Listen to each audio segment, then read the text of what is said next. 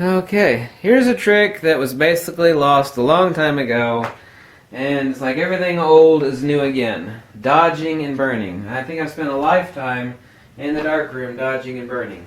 But there's one thing I love to do, and that's time exposures.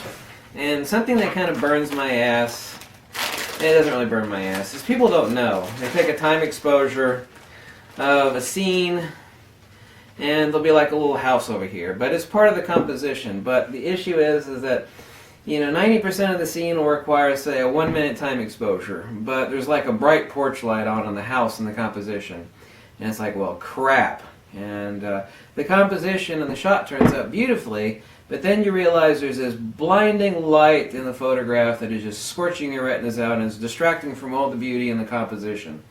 And I see that a lot on time exposures. It's someone will just have a beautiful late evening, early morning, or nighttime shot, and there'll be some sort of little pissant light that just destroys the composition.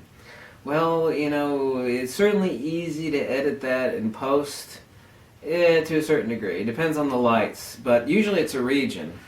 And something I've been doing for ages, you can use a card, your wallet, your hand, whatever you want, but determine the dynamic range of what is going to be in the time exposure that you're doing. Say it's 1-minute shot, late evening, early morning or something. You got a porch light over here. It's like, well, how do you take care? Well, I'll take care of it in post. Most people don't take care of it in post. You can certainly black it out, or you could mask it. But you know what's a lot simpler is that while you're sitting there scratching your ass during the 1-minute time exposure, this is a lot easier, okay? This is a lot easier than fixing crap in post, is that you determine where that's at in your shot. Before you raise the shutter for the time exposure, you stick a card out there, your hand out there, your wallet, whatever the hell you want, and you determine where it's at. You take the time exposure, let's say it's 1 minute. You do this number. You actually can't just leave it laying there because you're going to end up with a line on your shot. You just do this number, okay? You might screw up the first time or two, but after a time or two, you're going to immediately learn what it is to dodge out excess light on a time exposure.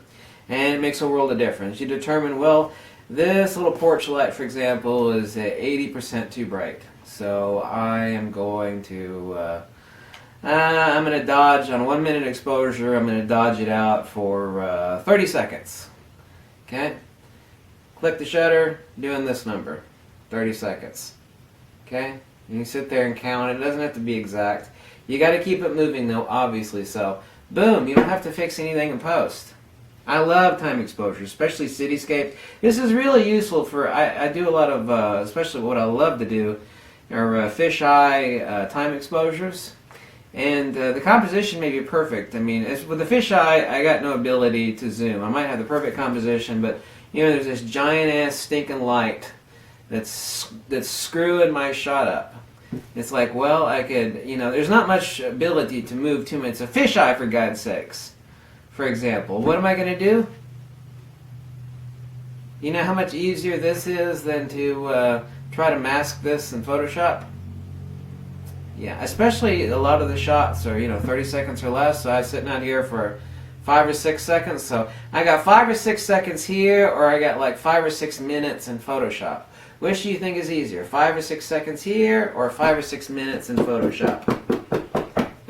Why is this a lost art? It's really easy. You can stick your junk out there and wave it around, it'll still give the same effect. Your wallet, your hand, a lot of people do, that is what they taught us in photography school. You sit out there, you dodge the crap with your hand. Stick a card out there, anything you got. An iPad, whatever, it doesn't make any difference. But it's like this is a lost art of time exposures. And when you're using wide angle, like 20 millimeters in fisheye shots, and you got the perfect composition, you don't want to have to change it simply because you got a glaring light. Just dodge it out. Simplicity is divinity. I hope most people know this, but I'm very, very certain that most people have completely forgot about doing this. It's like, oh my God, you can do that, that makes sense. Great.